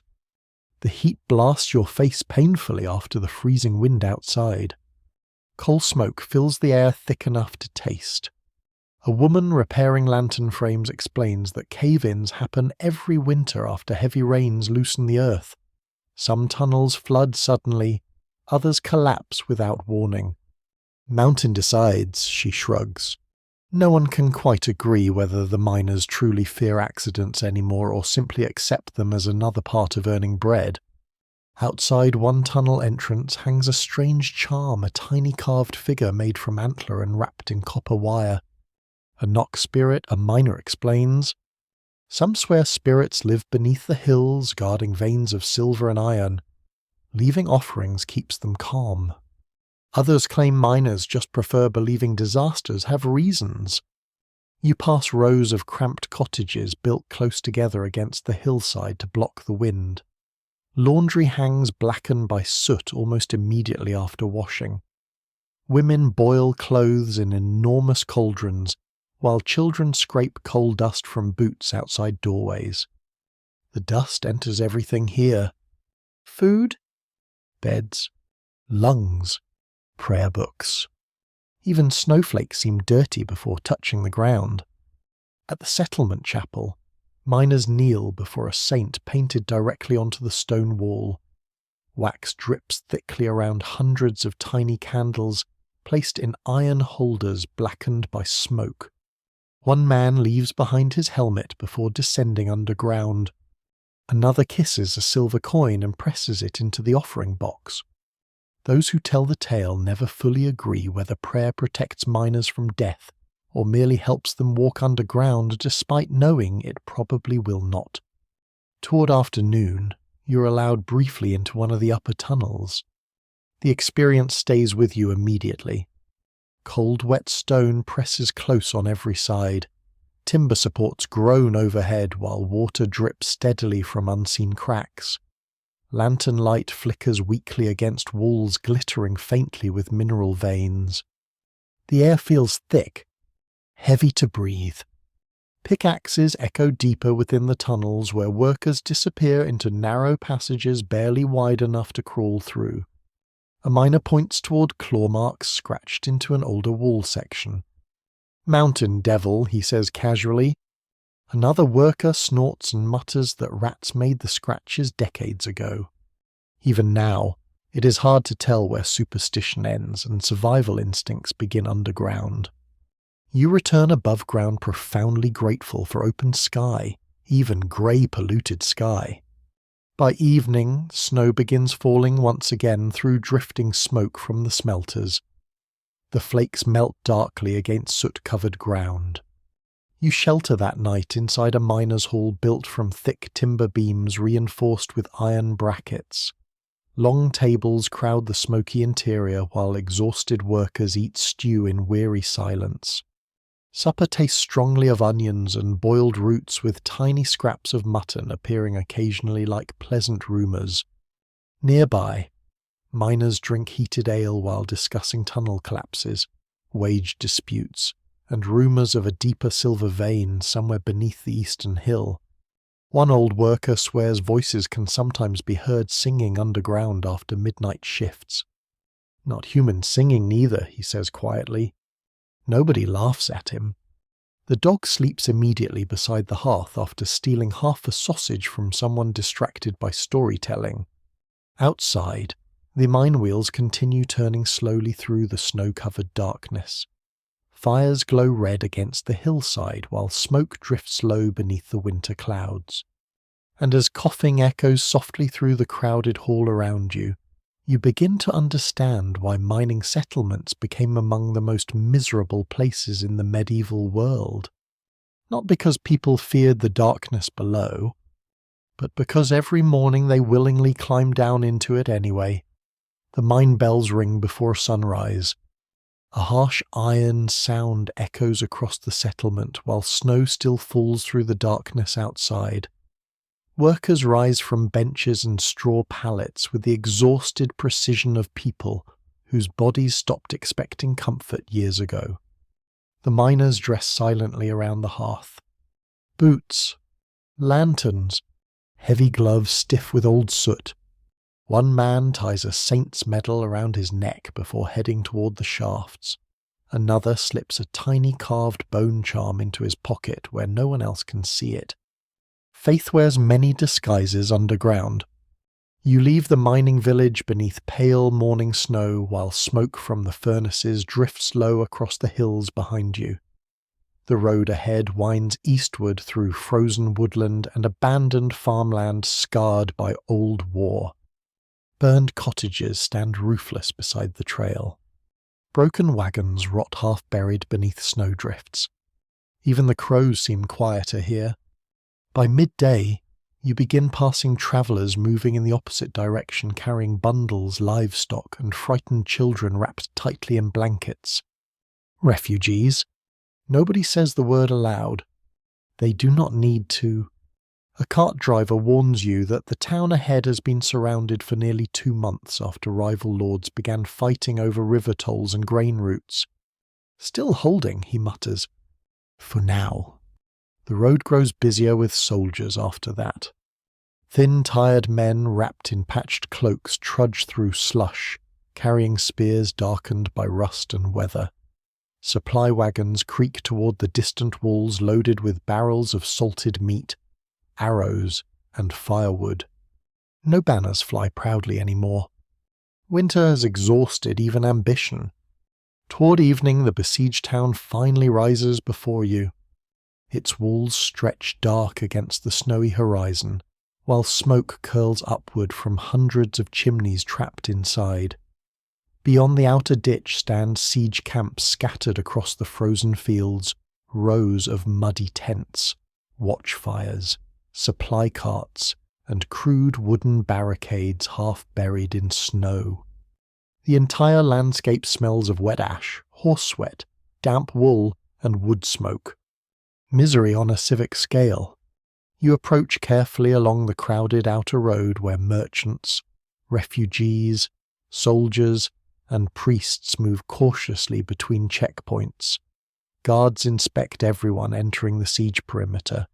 Hunger makes people suspicious quickly. One weary soldier waves you onward after barely glancing up from warming his hands above a brazier. The attacking camp sprawls chaotically across the frozen ground. Cook fires sputter in muddy trenches. Smiths repair bent armour beside makeshift forges. Horses stand wrapped in blankets, chewing miserably at frozen feed. Everywhere you hear coughing. Complaining. Boots squelching through half-frozen earth. Sieges contain remarkably little glory once you remove the songs. You pass rows of tents patched with mismatched cloth and sail canvas. Men gamble beside fires while others sharpen weapons, mostly out of habit. A surgeon's shelter nearby reeks of vinegar, smoke, and boiled linen. The dog steals a strip of dried meat from a distracted guard and narrowly avoids becoming the subject of military discipline. Ahead, the town walls loom silent beneath falling snow. Archers watch from the battlements wrapped in cloaks thick with frost. Lanterns glow weakly along the parapets as dusk settles over the battlefield. No attacks occur tonight. Winter discourages enthusiasm. Instead, both sides simply endure one another. You eventually reach a monastery standing between the siege lines and the river crossing. Somehow the monks continue operating despite everything around them unravelling. Travellers and wounded alike crowd inside the guest halls seeking warmth. The monastery bells still ring on schedule. Morning prayer, evening prayer, funeral bells. Time itself feels stubborn here. Inside the refectory, monks distribute bowls of thin barley stew and hard bread to soldiers, refugees, and labourers alike. Conversation remains subdued beneath the smoky rafters. A mother hushes her child beside the hearth. An old knight warms crippled hands over a candle flame. Several monks carefully count dwindling grain stores by lantern light. One quietly explains that towns under siege often suffer more from hunger and sickness than battle itself. Wells foul, rats multiply, bread grows smaller each week. People begin dreaming about food, he says. The words feel heavier than the snow outside. Later, you climb the monastery tower briefly with a novice carrying firewood. From above, the siege stretches across the valley like a dark stain against the snow. Watchfires flicker through the camps. The town walls glow dimly beneath torchlight. Beyond everything lies frozen countryside abandoned to winter silence. No one can quite agree how long the siege may continue. Some whisper surrender will come soon. Others insist relief armies march already. Those who tell the tale never fully agree because nobody truly knows. Night deepens slowly. Wind moves through the monastery cloisters carrying the distant sound of hammering from the siege lines, where workers repair engines and barricades beneath lantern light. You walk briefly through the monastery courtyard where snow settles softly over barrels, carts, and stacks of firewood guarded like treasure. Near the chapel entrance hangs dozens of tiny wooden prayer tokens left by frightened travellers and soldiers. Some depict saints, others simply show loaves of bread. Hunger shapes devotion in practical ways. Inside the chapel itself, candles flicker beneath painted icons blackened by smoke. Monks chant softly while exhausted soldiers sleep against the walls still wrapped in cloaks and boots. One young guard kneels before the altar clutching a broken arrow. Another stares silently into the candle flames as though searching for home somewhere inside them. Even now, it is hard to tell whether sieges destroy hope more quickly through violence or waiting.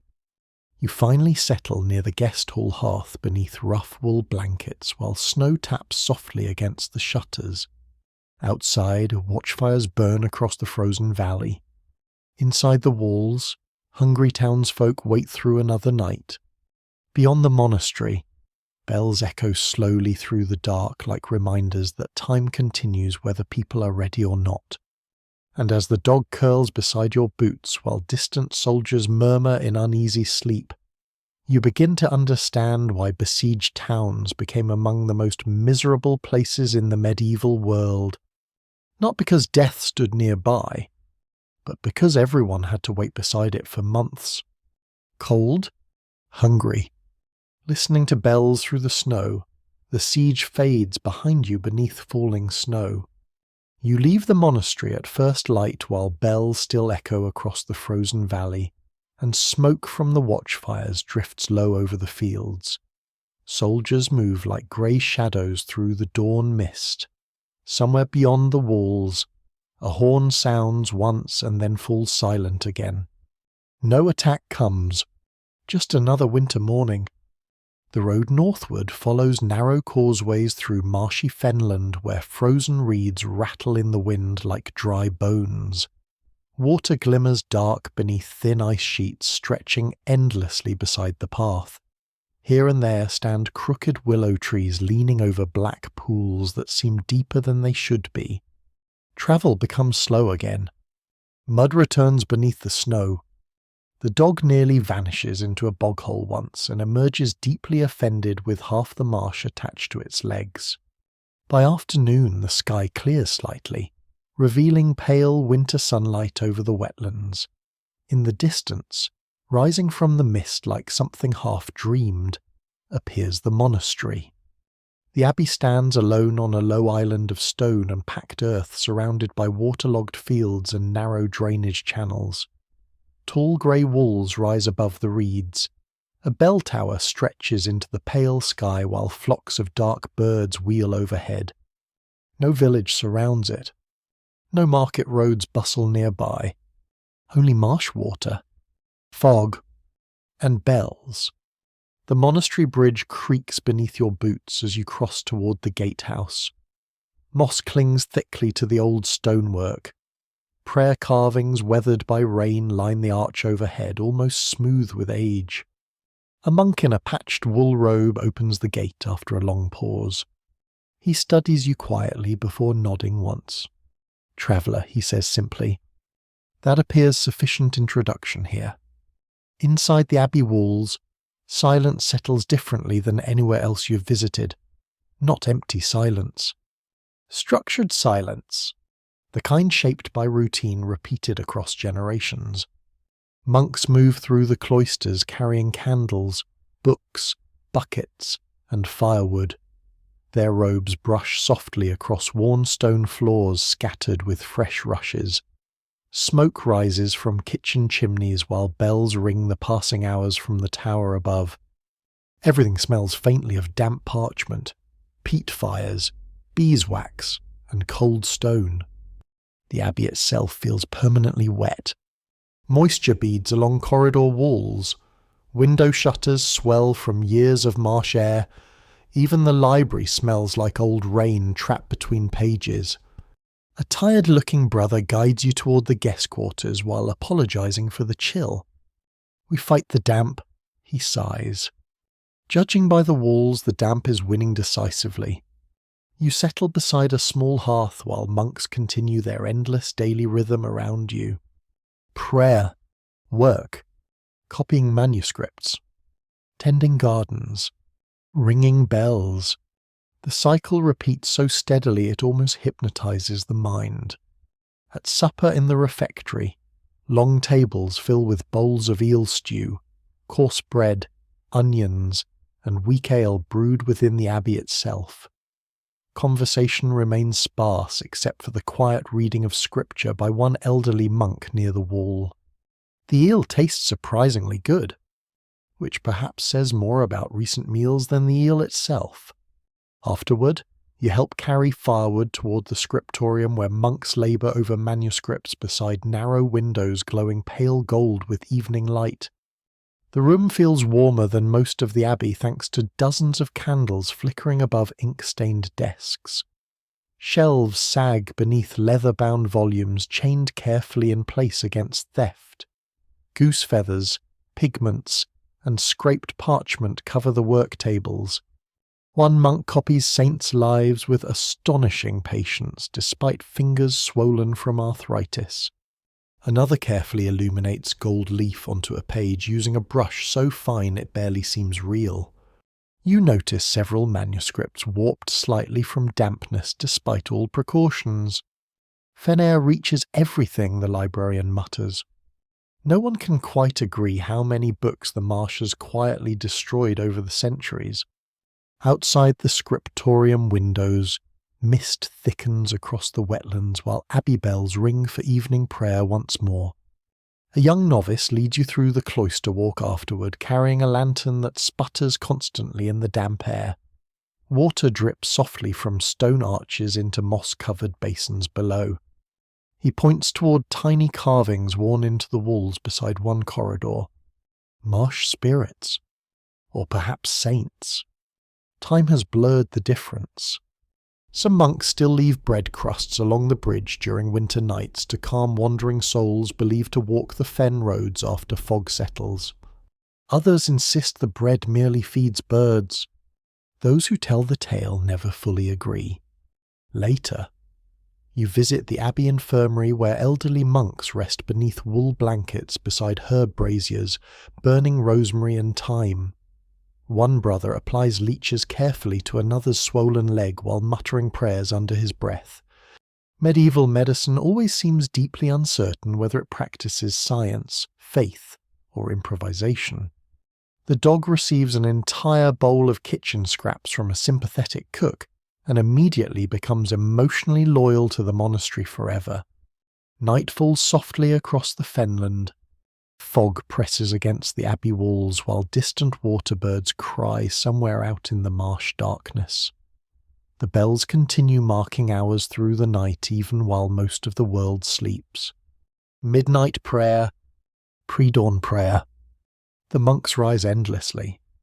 You stand briefly in the courtyard before bed, wrapped tightly against the cold.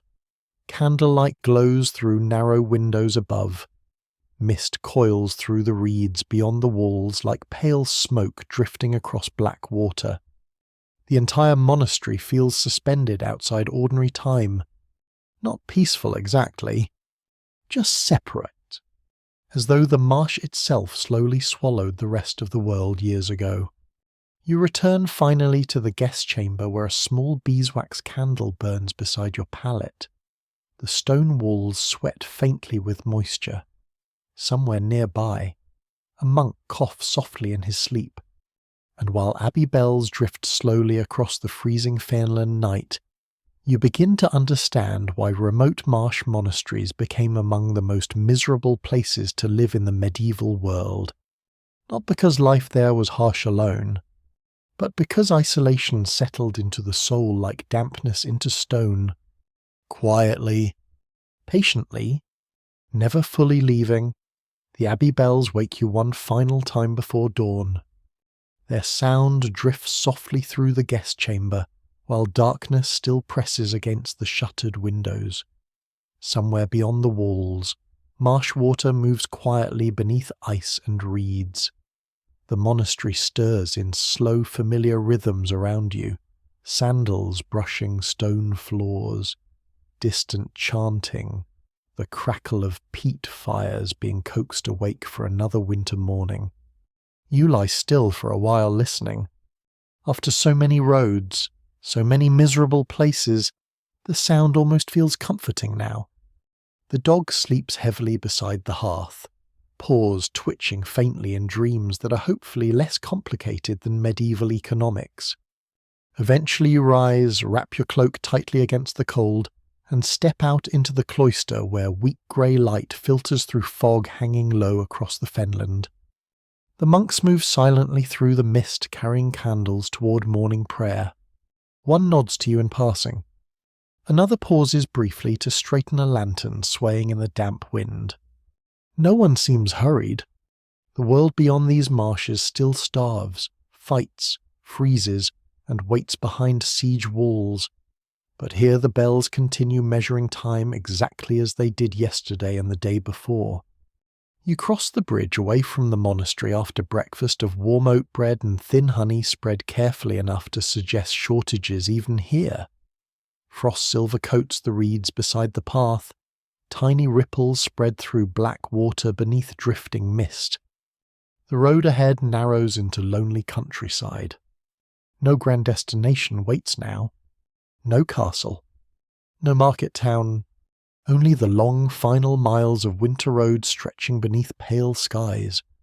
By midday, snow begins falling again in soft dry flakes that hush the world around you. Small farms appear scattered along the road, smoke rising from chimneys into the cold air. A shepherd guides thin sheep across frozen pasture while distant crows wheel above bare trees. Everything feels quieter than before, softer somehow, as though the land itself grows tired alongside you.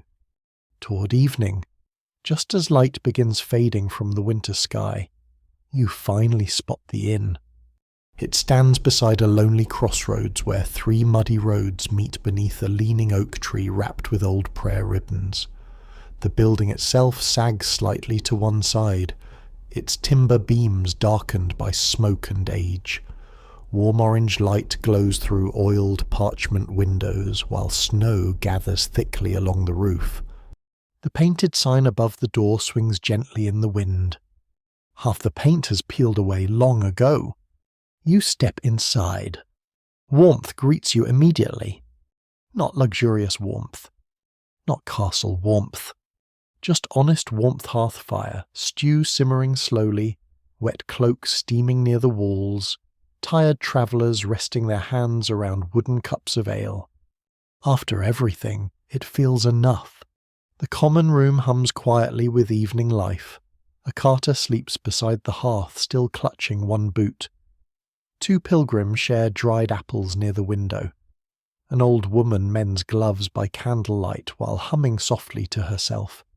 Rushes crackle beneath your boots. Smoke curls lazily along the rafters overhead. The innkeeper serves you stew thick with beans, onions, carrots, and tiny scraps of salted pork, while the dog receives an entire bowl of leftovers without even pretending modesty anymore. Outside, snow continues falling over the crossroads. Inside, candlelight flickers against old oak walls polished smooth by generations of travellers escaping weather, war, hunger, and loneliness for one more night. A fiddler plays softly near the corner hearth. Nothing lively, just slow wandering notes drifting through the warm room like memory itself. You realise then how many sounds have followed you through this journey. Monastery bells through fog, waves crashing beneath storm cliffs, mining hammers deep underground, siege watchfires crackling in snow, rain against prison shutters, wind moving through mountain passes. All of it still lingers quietly somewhere inside your thoughts. Even now, it's hard to tell whether miserable places remain difficult because of cold and hunger alone, or because every hardship leaves behind small echoes that people carry forever afterward. The innkeeper eventually brings extra firewood while muttering that winter may break soon if the crows return early. Someone nearby claims the opposite. Another traveller insists his grandmother predicted weather by watching how pigs slept. Those who tell the tale never fully agree, and somehow that feels strangely comforting too. The night deepens gently around the inn. One by one, travellers drift upstairs toward creaking lofts and narrow sleeping rooms beneath the roof beams. The fire burns lower. Outside, the snowfall softens until flakes move almost lazily through the dark. You remain beside the hearth a little longer. The dog sighs heavily in sleep. The fiddler stops playing. Somewhere far away across unseen hills, faint bells ring once more through the winter night. Not urgently, not sorrowfully. Simply marking another passing hour in a world that has always known hardship and still continues quietly onward. At last you climb the narrow staircase toward your small room beneath the eaves. A single beeswax candle flickers beside the bed. Wool blankets wait folded neatly atop the straw mattress. Through the tiny window you can see snow settling softly over the crossroads below. You lie down slowly, feeling warmth return to tired hands and feet while wind brushes gently against the old inn walls. And little by little the medieval world begins growing dim around you. The castles fade first, then the crowded towns, the frozen passes, the plague streets, the siege fires, the endless marshes. Soon there is only the quiet glow of embers somewhere below, the soft sound of winter wind, and the steady comforting weight of blankets pulled close against the cold. You think of monks walking candlelit cloisters before dawn, of fishermen staring into storm waves, of miners descending into darkness carrying tiny charms in soot-black hands, of hungry villagers counting grain by lantern light, all those weary souls moving through difficult winters beneath the same grey skies. And somehow, Across all those miserable places, there was still soup shared beside hearths, bells ringing through fog, candles glowing against darkness, and tired travellers welcomed inside from the snow. The fire downstairs settles into low red embers. The bells fade. The wind softens. And at last the long medieval night grows still and warm around you, like an old story finally folding itself gently into silence.